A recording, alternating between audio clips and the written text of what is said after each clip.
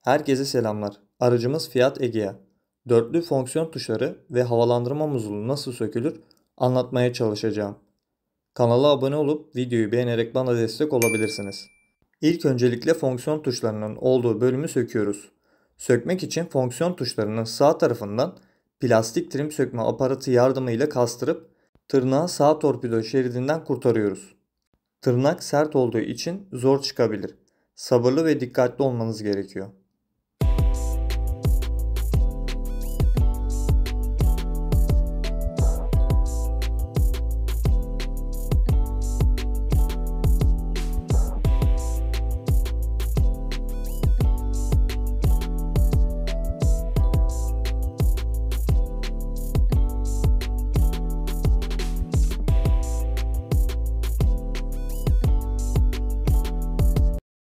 Sağ taraf çıktıktan sonra sol taraftaki tırnağı da kurtarıyoruz.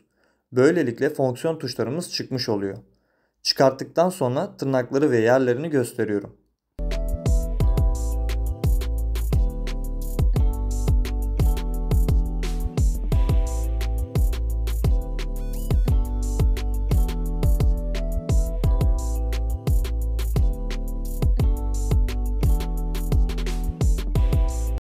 Soketi sökmek için soketin klipsini tutan tırnağı bulunuyor.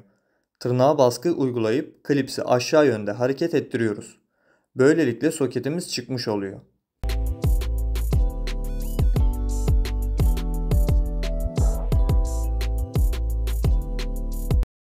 Havalandırma muzzulunu tutan 2 adet 25 mm Torx vidamız bulunuyor.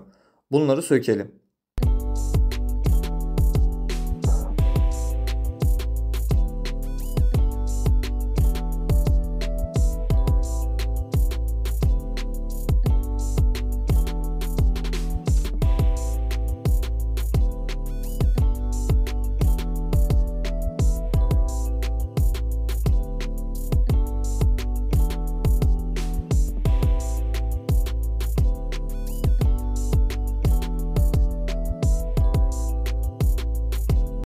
Vidalarımızı söktükten sonra havalandırma muzzulunun üst tarafından tutup aşağı doğru baskı uygulayın. Bir yandan da kendinize doğru çekin. Sağ torpido şeridinin ilk tırnağını açmanız yeterli olacaktır. Bu şekilde havalandırma muzzulumuz çıkmış olacaktır.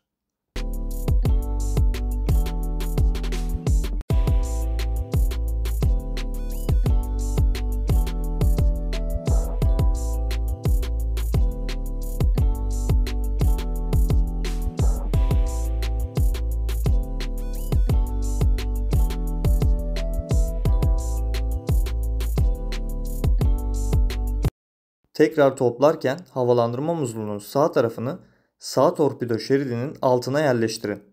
Daha sonra sol tarafı yerleştirip baskı uygulayın. Bu şekilde tırnaklar oturmuş olacaktır.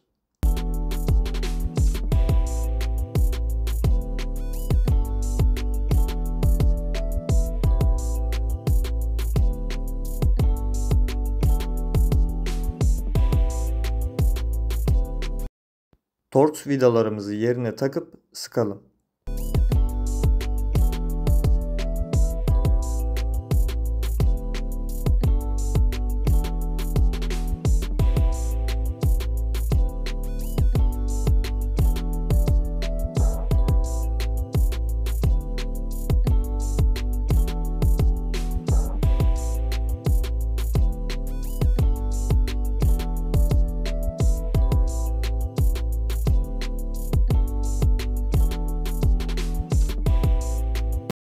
Torpido sağ şeridinin tırnağını yerine oturtun. Ardından fonksiyon tuşumuzun soketini yerine yerleştirip klipsi yukarı yönde çekip kilitleyin. Son olarak fonksiyon tuşlarını yerine yerleştirip sağ ve sol tırnaklara baskı uygulayın. İşlemimiz bu kadar. Kanala abone olmayı, videoyu beğenmeyi unutmayınız. Başka araç ve videolarda görüşmek üzere. Kendinize iyi bakın.